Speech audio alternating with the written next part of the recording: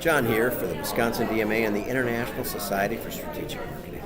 I'm here at nemoa, which is the National eTailing and Mailing Organization of America. We went around and took a survey to see if we could get the name right and what it stands for. Last time I was streaming from here, it actually did not make it.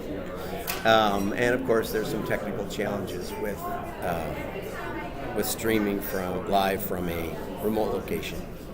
But I wanted to just come in and touch base a little bit and let you know what was going on. Oops, that's my alarm. Okay. And I've got my clock here. Dismiss. So now at least I know what time it is.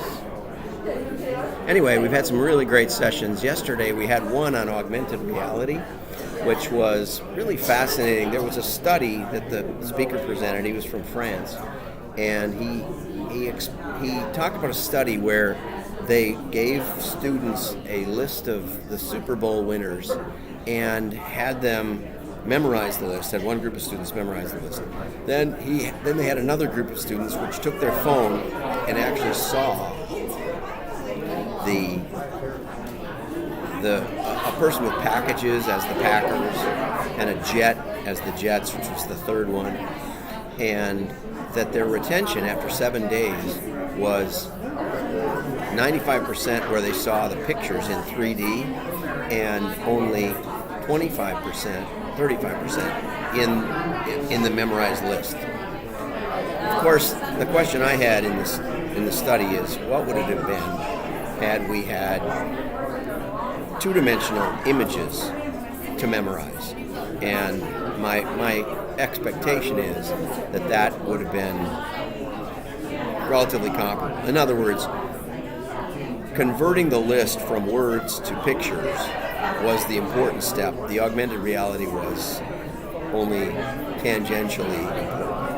Okay. So then we had just a super excellent presentation by Josh from Vermont Teddy Bear, and they explained how in 2014 their sales were 1% from Amazon, and they were about 40 million in sales. And by 2018 they were 50% Amazon, and their sales were 70 million. So it wasn't just that Amazon was cannibalizing their other channels, but that by changing the way they looked at Amazon, they were able to make dramatic changes in their business and in their business model. I asked Josh, how did you phase that in? How did that work?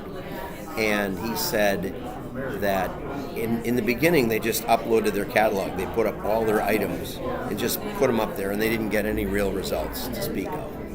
But then in 2014, when they backed up, they said, let's take our top 5 items that are searched for, that people are looking for, and they have a line of women's pajamas, cotton pajamas, and women's cotton pajamas is something that does get searched for quite a bit. And so they focused on those, and interestingly, when they started, they had put up it was a pajama catalog. So their product names were like Doggy Dream pajamas. They didn't even have the word pajamas. This is Doggy Dreams, this is Cotton Candy, or whatever it is. So when they put it on Amazon, those naming conventions got lost.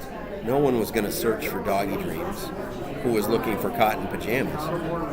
So they renamed everything on Amazon in a way that would connect with Amazon searches. He said that was a great, huge breakthrough. They also spent a lot more time working on the imagery. It's kind of catalog fundamentals, but having a scale reference, having detail shots, really making the photographs convey what the product is about. And they took 5 products and really did a good job with them and started seeing all kinds of positives in sales. then what they realized was they realized that because they were doing significant mailings, and Josh told me personally later that their mailing has increased dramatically.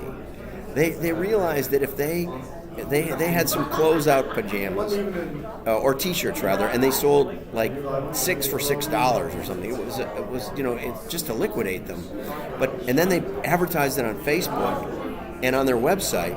And what they were doing was driving traffic into Amazon. And then if someone buys a refrigerator or a motorcycle or something, they get affiliate credit. They get paid for driving that traffic. So they used their closeout inventory to drive traffic to Amazon, not to make any money, just to liquidate, but to drive traffic in where they might actually buy some more stuff. Because Amazon is really, really excited about getting more traffic.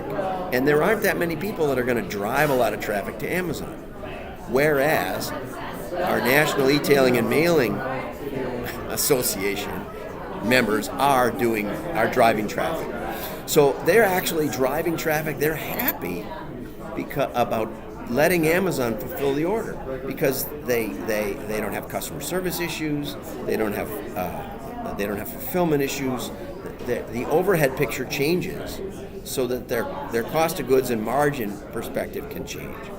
And in the holidays, they were able to actually take orders right at Christmas. I mean, Christmas Eve, not from their warehouse, which could never have gotten it to you in time, but from Amazon's warehouse.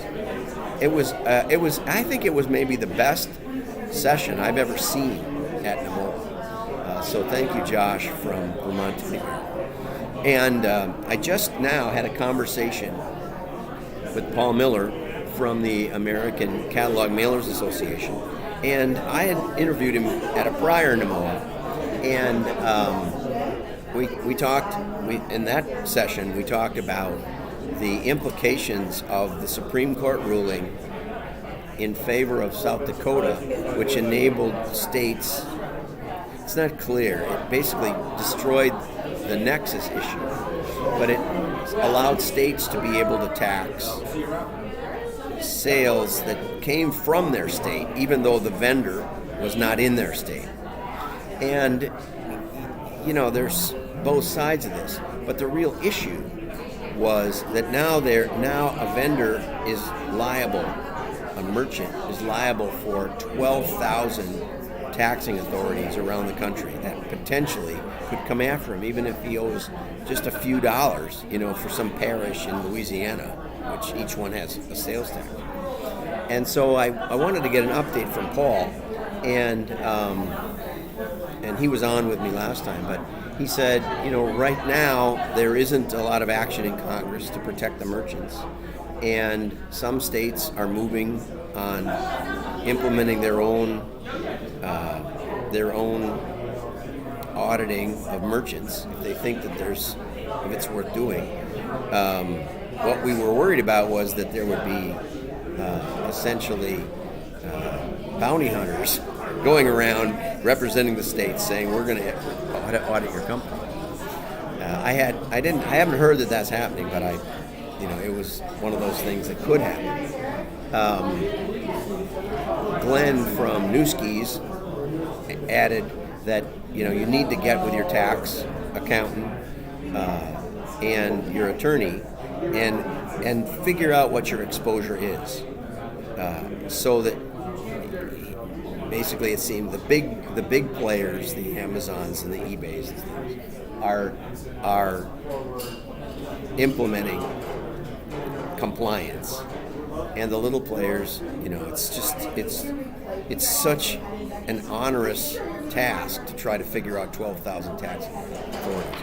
So the American Catalog Mailers Association is trying to get mitigation where they can't